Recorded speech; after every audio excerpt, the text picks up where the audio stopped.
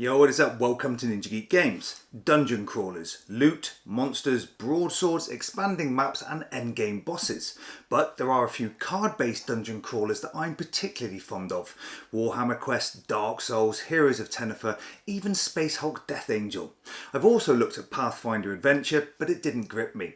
Although it appeared to have good character development, the core set seemed pretty basic and I wasn't too keen on the art. Since then, All or Nothing have stepped out of the shadows with their latest Kickstarter fulfillment, Kreel Manor. This is a dark fantasy dungeon crawler for 1 to 3 players, set in the Killforth universe without the need for fancy miniatures, and I believe this is one of the first cooperative games designed by Tristan Hall.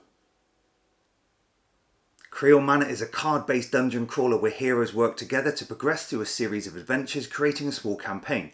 Here you must actively select and boost actions to take on the relentless horde of threats, whilst at the same time advancing through various locations, uncovering plots and gaining loot. To do this, you need to make use of the vast amount of skills at hand specific to your class of hero, a little bit of cunning and a lot of tactical prowess without the need of a dungeon master. But is there enough in this game for me to turn my back on those of similar genre that I already love and adore? Let's take a look. So I've set up for solo play because I have no friends, where we have the character board, our starting asset, 3 action cards, a skill deck as well as a spirit tracker which is our health. The game actually comes with a choice of 3 characters to include the warrior-like Wolf of the North, the Night Raven Rogue, as well as a powerful War Mage, and as standard with All or Nothing games, these are actually double-sided so you can choose from a male and female form. Now all of these play slightly differently, although they have the same set of action cards. As we'll see later, some of these have a bonus effect specific to the character they belong to, making them particularly spicy, and you do get to customise your skill deck. This deck contains 10 class cards as well as another 10 generic ones that you can choose from a larger pool, so you have some customization here. This is the threat deck that contains the enemies and bosses that you'll be fighting during the game, and the cards that form this deck are influenced by the adventure you're playing. The main location card lists the enemy types to be included, and it wouldn't be a dungeon crawler without the inclusion of an overpowered boss or 2, or 3.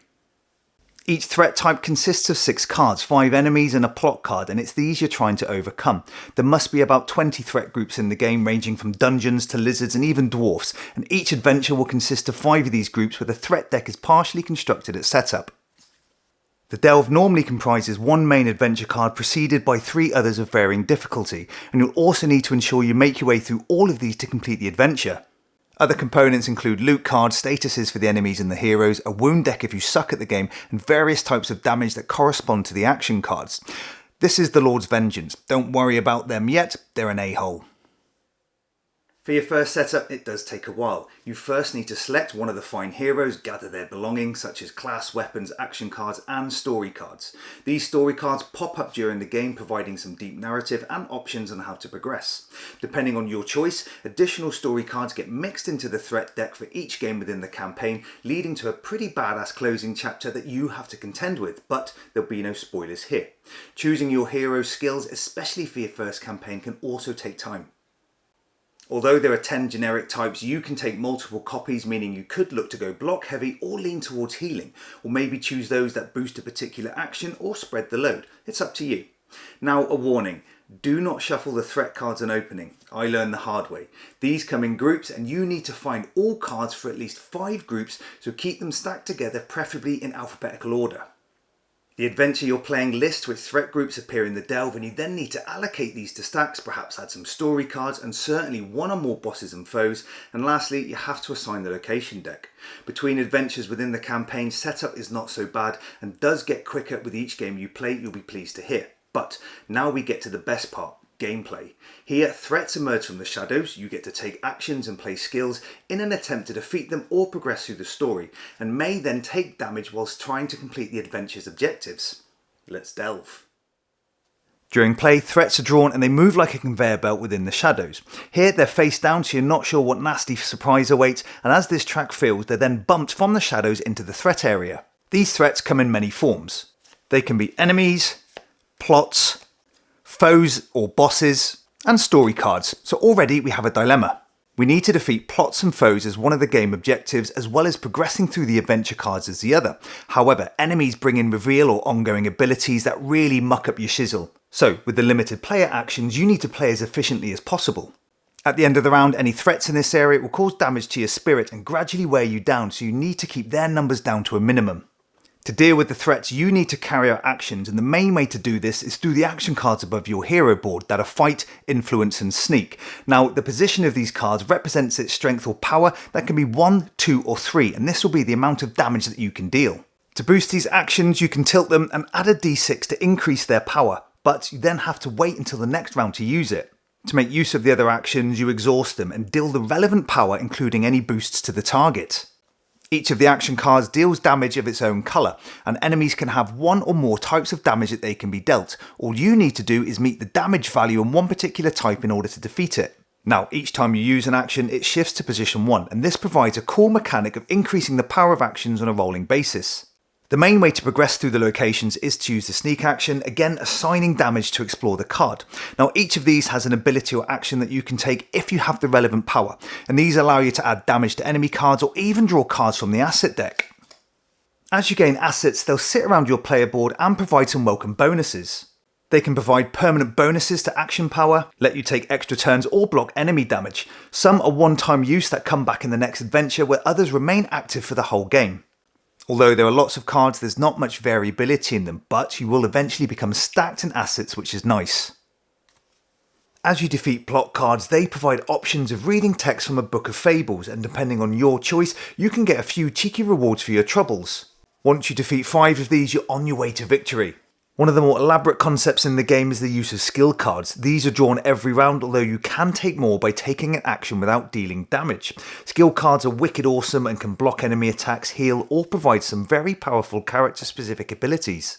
My favourite skill card is actually in the character expansion Necromancer set, where they can use defeated enemy stats to attack those in the threat area, dealing a load of damage. At the end of every adventure, you get to upgrade your skills, and I really enjoy this level of customization. Lastly, let's talk about this dude, the Lord's Vengeance. For most of the game, he sits in the background watching things unfold, but once the threat deck runs out, they step up the game and ask you to hold their beer. Here, they get shuffled into the threat deck and at some point will make an appearance where they deal a ton of damage to you and are invincible. They act as a timer and basically force you to win the game before the threat deck runs dry, and you'll have a mighty hard time doing so once they pop up.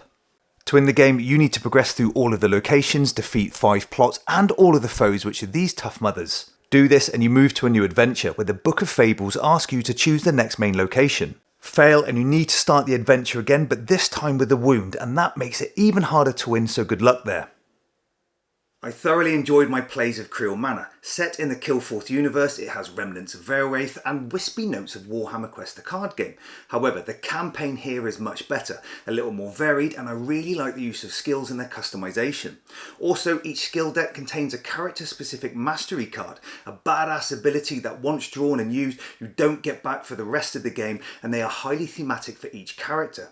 What's more, each set of action cards is similar amongst all heroes, but one will have a little something extra. For instance, the Wolf of the North, every time they use the fight action, regardless of what they use it for, they get to deal 1 damage and they can all be flipped to a super duper upgraded version. As with all All or Nothing games, the artwork is outstanding. Dark, gritty, just superb. However, I was shocked they reused the artwork from all other Killforth games. It doesn't bother me, Fantasy Flight Games have been doing this for years with games from the Arkham Files and Runebound universe. I was just looking forward to seeing what new pieces they come up with. I mean, I love their artwork. I have their art book somewhere around here, and sometimes I like nothing better than to flip through it whilst drinking hot cocoa and listening to Kenny G. Magical. A complete campaign can take a number of hours, but it's engaging. For me, maybe longer, as I like to read all the lore and the threat cards that come out, as it's really immersive. Each 5-game campaign has the same start and finish adventure, with the middle 3 decided by your choice at the end of a game, and these relate to the various places within and around the creepy Kreel Manor. But if you're looking for more variability, you can enter the Endless Dungeon that randomises all threat groups for each adventure, although I haven't tried this yet.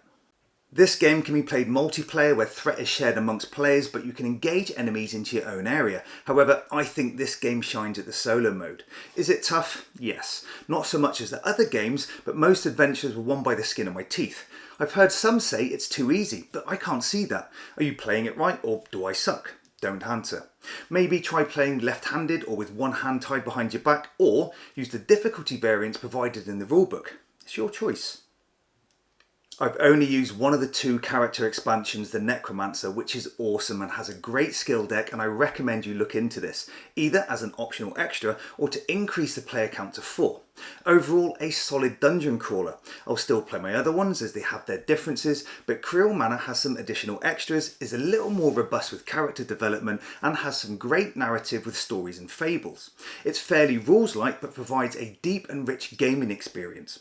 I hope this video gave you some good insight into Kreel Manor. Thank you for watching. This is NingaGeek Games. Cheers.